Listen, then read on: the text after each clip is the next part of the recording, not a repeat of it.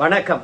எட்டி டாக்ஸ்ல இன்னைக்கு என்ன பார்க்க போறோம்னு கேட்டீங்கன்னா, அதிமுகவில் இணையும் பிக் விக்கெட்டு, அசுரபலம் கூடுகிறது அதிமுகவுக்கு. அசுரபலம் கூடுதோ இல்லையோ, கண்டிப்பா அதிமுகவுடைய வாக்கு வங்கி உயர்வதற்கான வாய்ப்பு நிச்சயமா உண்டு. அப்படி யாருப்பா பிக் விக்கெட்டு அப்படின்னு சொல்லிட்டு கேட்பீங்க. அதையும் பார்க்க போறோம். அதையெல்லாம் தாண்டி நம்ம கனிமொழி அவர்களுடைய ஒரு வீடியோ இணையதளத்தில் செம்ம வைரல் ஆகுது. அதை வச்சு ஒரு சூப்பர் செய்தி சொல்ல போறேன். ரெண்டுத்தையும் பார்த்துலாமா? முதல்ல அதிமுகவில் இணையும் பிக் விக்கெட் யாருன்னு கேட்டீங்கன்னா, இவங்க தான். இவங்க பேரு காளியம்மாள். 2 நாளைக்கு முன்பாகவே இணைவதாக இருந்தது. ஆனா அன்னைக்கு அம்மா மக்கள் முன்னேற்ற கழகமானது அதிமுக கூட்டணிக்கு வர்றதுனால போதிய நேரம் இல்லாத காரணத்தினால காளியம்மாள் அவர்களை பொறுத்த வரைக்கும் 2 நாளைக்கு முன்பாகவே அதிமுகவில் இணைவது தடைப்பட்டது. நேத்து இணைந்திருக்க வேண்டும், ஆனா நேத்தும் இணையல.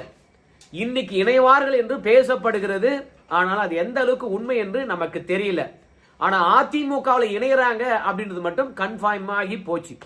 காளியம்மாளை பொறுத்த வரைக்கும் மீனவர் சமூகத்தை சார்ந்தவங்க.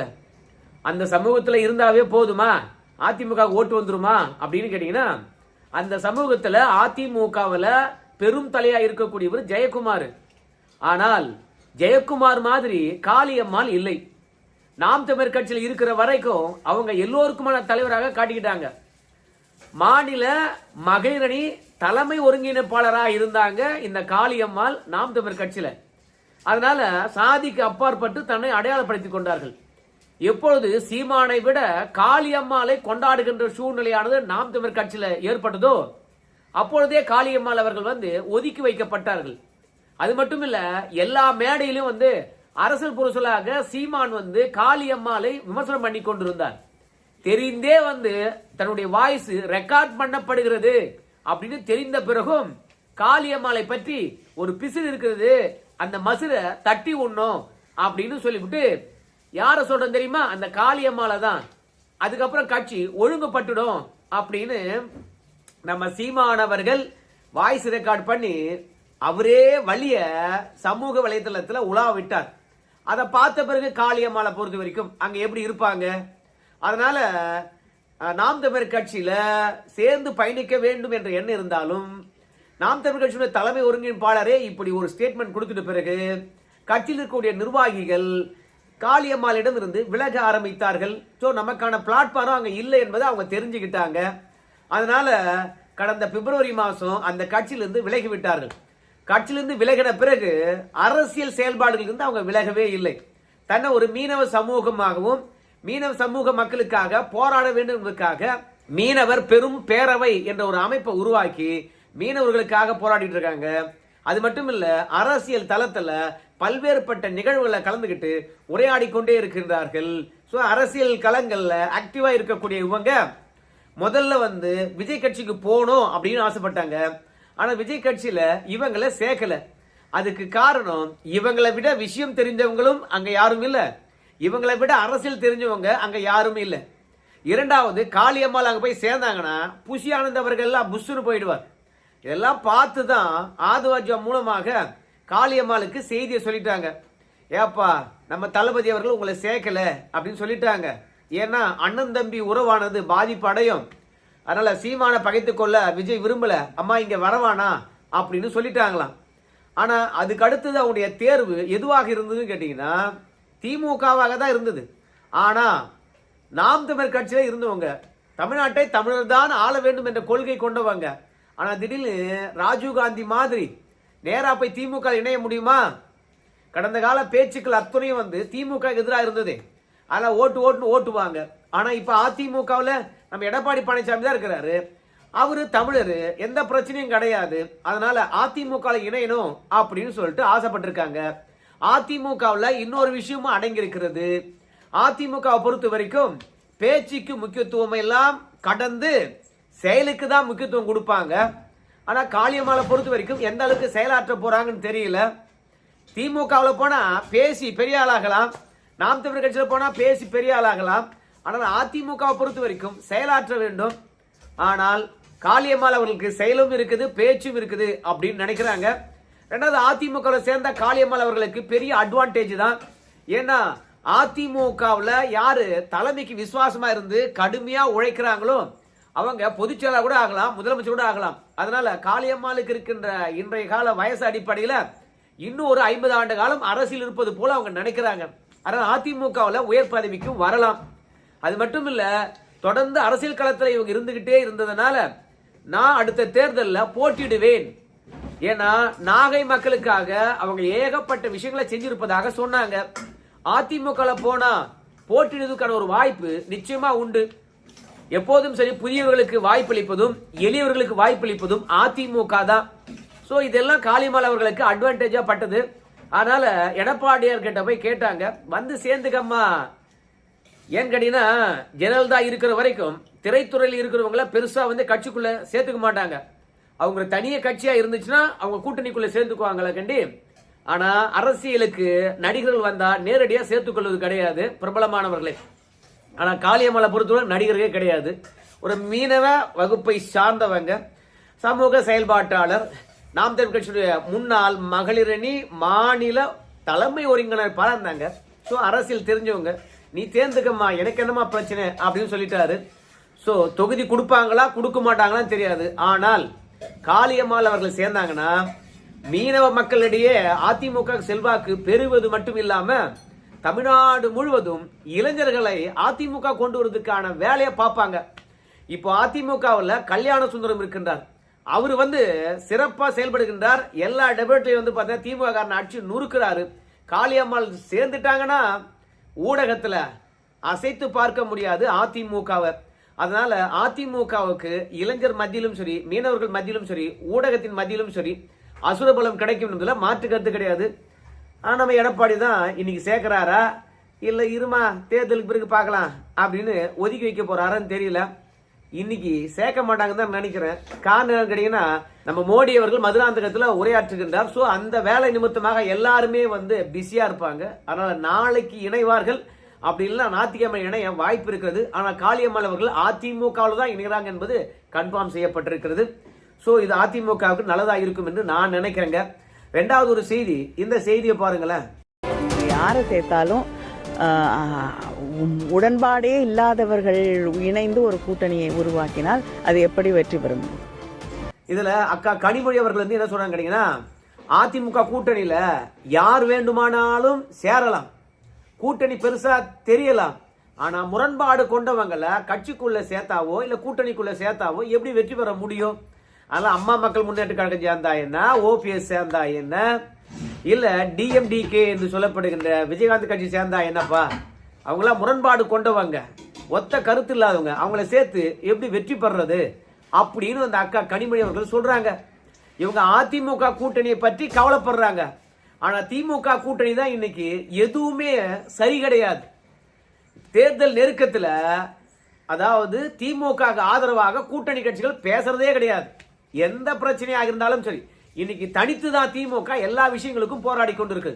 கடந்த காலங்களில் விடுதலை சிறுத்தை கட்சியானது திமுக பேசுறதுக்கு முன்பாக பேசும், திமுக முட்டு கொடுக்கும், கம்யூனிஸ்ட்கள் முட்டு கொடுப்பாங்க, அதுக்கப்புறம் காங்கிரஸ் முட்டு கொடுக்கும். ஆனா இன்னைக்கு மக்கள் பிரச்சனையா இருக்கலாம், இல்ல போராட்டங்களா இருக்கலாம், எல்லாவற்றுக்கும் திமுக மட்டுமே அதிமுக கூட்டணி எதிர்த்து குரல் கொடுத்து கொண்டிருக்கிறது. காங்கிரஸ் திமுக இணக்கமா இருக்குதா அப்படின்னு கேட்டீங்கன்னா எனக்கு என்ன இணக்கமா இருக்கிற மாதிரி தெரியல. ஏன்னா கூட்டணியே பாத்தீங்கன்னா தேசிய தலைமை தான் முடிவு பண்ணும், அது வரைக்கும் யாரும் பேச வேணாம் அப்படின்னு செல்வ பிறந்தை அவர்களே சொல்லிட்டார். அதனால திமுக காங்கிரஸ் கூட்டணி இப்போ உறுதியா இல்லைன்றது நம்ம சொல்லலாம். வருவாங்களா கூட்டணின்னு கேட்டீங்கன்னா கண்டிப்பா அங்கதான் வர போறாங்க. ஆனா இணக்கமா இருப்பாங்களா அப்படின்னு கேட்டீங்கன்னா இணக்கமா இருப்பதற்கான வாய்ப்பு ரொம்ப குறைவு. எதை வச்சு சொல்ற அப்படின்னு சொல்லுகின்ற போது, நேத்து விஜய் அவர்களுக்கு விசில் சின்னம் கிடைச்சது. அந்த விசில் சின்னம் கிடைத்த பிறகு பிரவீன் சக்கரவர்த்தி தெரியுமா, அவர் ஒரு ட்வீட் போறார், தமிழக அரசியல் களத்துக்கு ஊதப்பட்டு விட்டது விசிலு, இனி ஒட்டுமொத்த அரசியல் கட்சிகளும் தேர்தல் களத்தை நோக்கி ஓட வேண்டியதா அப்படின்னு சொல்லிவிட்டு, விஜய்க்கு சின்னம் கிடைக்கிற வரைக்கும் எல்லா கட்சிகளும் அமைதியா இருக்கலாம், ஆனா சின்னம் கிடைத்து விட்டது, விஜய் அவர்கள் அரசியல் களத்துல முந்த போறாரு, சோ அவருக்கு இணையாக எல்லா கட்சிகளும் ஓட வேண்டியதுதான் அப்படின்னு சொல்லிட்டு ட்வீட் போட்டிருக்கின்றார். தமிழக தேர்தல் களத்தில் விசில் ஊதப்பட்டு விட்டது அப்படின்னு சொல்லுகின்ற பொழுது விஜய்க்கு விசில் சின்னம் கிடைத்தத காங்கிரஸ் கட்சியுடைய முக்கிய தலைவர் கொண்டாடுகின்றார் என்றால் அப்ப திமுக காங்கிரஸ் கூட்டணியானது இணக்கமா இருக்குதா, ஒத்த கருத்துடன் இருக்கிறதா? திமுக மற்றும் காங்கிரஸுக்குள்ளேயே இவ்வளவு பிரச்சனை இருக்கிறது. ஆனால் காங்கிரசுக்குள்ளேயே பாத்தீங்கன்னா இப்ப ஏகப்பட்ட பிரச்சனை வெடித்து இருக்கிறது. திமுக காங்கிரஸ் ரெண்டு பேருக்கு இடையில பிரச்சனை இருந்தால் காங்கிரசுக்குள்ளேயே பிரச்சனை வெடித்து இருக்குது. எப்படி அப்படின்னு கேட்பீங்க. இப்பதான் லேட்டஸ்டா காங்கிரஸ் கட்சிக்கு ஒரு 71 மாவட்ட தலைவர்களை நியமிச்சாங்க. அந்த மாவட்ட தலைவர்களை எப்படி நியமிக்க வேண்டும் அப்படின்னு நம்ம ராகுல் காந்தி சொல்லி இருந்தார். எப்படி சொல்லியிருந்தாருன்னு கேட்டீங்கன்னா, இடஒதுக்கீடு முறையில தலைவர்களை நியமிக்காதீங்க, மாநில தலைமைக்கு தான் மாவட்ட தலைவர்கள், அந்த மாதிரி நீங்க நியமிக்காதீங்க. இது என்னப்பா புரியலையே அப்படின்னு சொல்லிட்டு கேட்பீங்க. ஒருத்தர் காங்கிரஸ் கட்சியில மாநில தலைவராக ஒருத்தர் நியமிக்கிறாங்கன்னு வச்சுங்களேன், அவருக்கு ஏத்த டீமை போட்டுக்கணும்.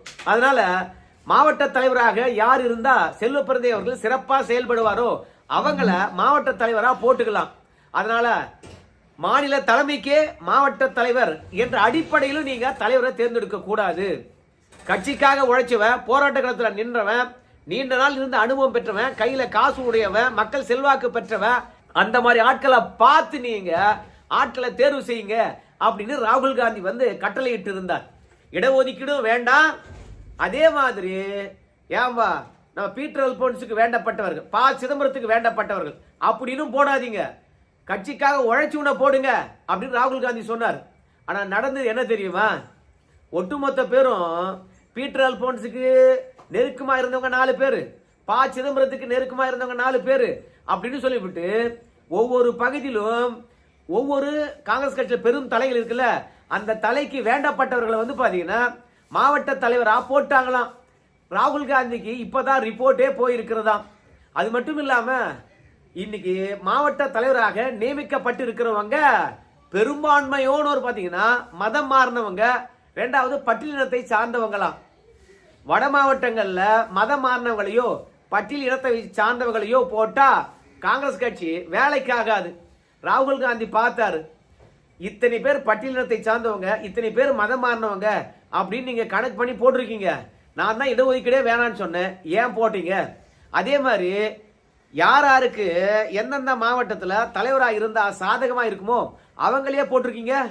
ஒட்டுமொத்த மாவட்ட தலைவரையும் தூக்குங்க அப்படின்னு ராகுல் காந்தி கட்டளையிட்டு இருக்கின்றாராம்.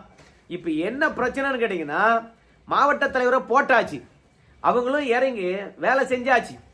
அதே மாதிரி ஒவ்வொரு எம்பிக்களை போய் சந்திச்சு, காங்கிரஸ் கட்சியில் இருக்கக்கூடிய எம்பிக்களை சந்திச்சு அவங்க கிட்ட வாழ்த்தும் பெற்றுக்கொண்டு அரசியல் களத்தில் வேலை செய்ய ஆரம்பித்து விட்டார்கள். இப்ப திடீர்னு ராகுல் காந்தியை பொறுத்த வரைக்கும் எப்படிடா போடலாம், நீங்க இவங்களெல்லாம் தூக்குடா, புது ஆளை போடுங்கடா அப்படின்னு கட்டளையிட்டு இருக்கின்றாராம். இது காங்கிரஸ் கட்சிக்குள்ள பெரிய குழப்பத்தை ஏற்படுத்த போது. தேர்தல் நெருக்கத்துல கட்சி பொறுப்பாளர்களை புதுசா போட்டதே தப்பு.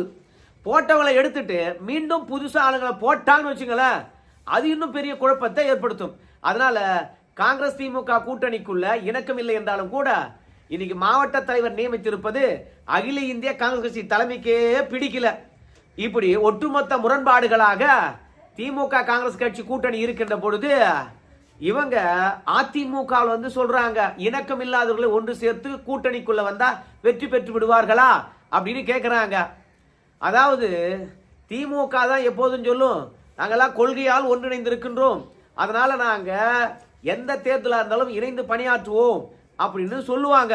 ஆனால் எல்லா கொள்கையும் ஒன்னா இருந்துச்சுன்னு வச்சுங்களேன், எல்லாருடைய சிந்தனையும் ஒன்னா இருந்துச்சுன்னு வச்சுங்களேன், கட்சி எல்லாம் கலைச்சிட்டு எல்லாம் ஒரே கட்சியில சேர்ந்துடலாம் இல்லையா? ஆனால் அதிமுக தான் சரியான ஒரு கூட்டணி ஃபார்மேட்ல வந்திருக்குது. எல்லோருக்கும் வெவ்வேறு எதிர்பார்ப்புகள், வெவ்வேறு சித்தாந்தங்கள், வெவ்வேறு கொள்கைகள், வெவ்வேறு இலக்குகள் இருக்கும். ஆனா ஒரு பொது நோக்கத்துக்காக எல்லாரும் ஒன்று சேருவார்கள்.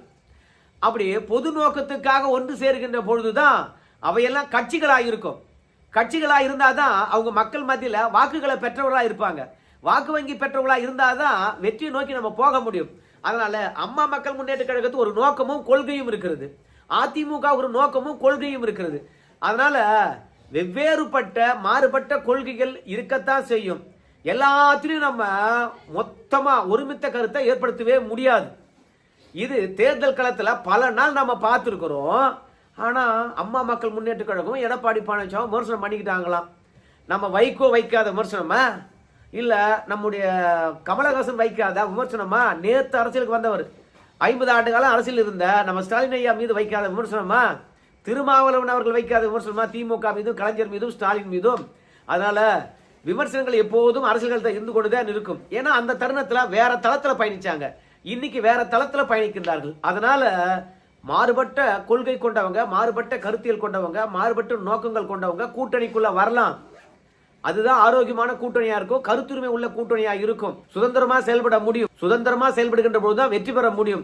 ஆனா திமுக கூட்டணி மாதிரி இதை நீ கேட்க கூடாது பாஜக வந்துடும், இதை செய்யக்கூடாது பாஜக வந்துடும் அப்படின்னு பாஜக எதிர்ப்பு மட்டும் காட்டி கூட்டணியை ஒருங்கிணைச்சதுனாலதான் இன்னைக்கு காங்கிரஸ் தனிப்பட்டு புட்டுக்கு நிக்குது. விசிக வந்து பார்த்தா ஆட்சியில அதிக பங்கு கேட்குது. கம்யூனிஸ்ட் கட்சிகளை பொறுத்த வரைக்கும் அதிக தொகுதி கூடியா அப்படின்னு கேட்குது. ஸோ மொத்தமே பாஜக எதிர்ப்பினால மட்டுமே ஒரு கூட்டணி உருவானதுனால்தான் இது ஒரு 8 ஆண்டு காலம் வேலை பார்த்தது. ஆனா 9வது ஆண்டாக இந்த சட்டமன்ற தேர்தலில் திமுக அந்த கூட்டணி கை கொடுக்காம போச்சு. அதனால கனிமொழி அவர்களை பொறுத்த வரைக்கும் தன் முதுக பார்த்தா பரவாயில்ல, அடுத்த ஒரு முகத்தை பார்த்து ஏளனம் பண்றது சரி கிடையாது. நீங்க எந்த அளவுக்கு அதிமுக கூட்டணி குறைத்து மதிப்பிடுகின்றீர்களோ அந்த அளவுக்கு அதிமுக இன்னும் இறங்கி வேலை பார்ப்போம். ஐயோ என்னப்பா நம்மளுக்கு பலம் இல்லைன்னு சொல்றாங்க, ஒற்றுமை இல்லைன்னு சொல்றாங்கன்னு சொல்லிட்டு இன்னும் உயிரை கொடுத்து வேலை பார்ப்பான். அது வெற்றிக்கு உதவும். அதனால அதிமுக தான் வெற்றி பெற போகுது, பொறுத்திருந்து பார்க்கலாம். இவங்க உருறதெல்லாம் உதார் தான். நன்றி நண்பர்களே.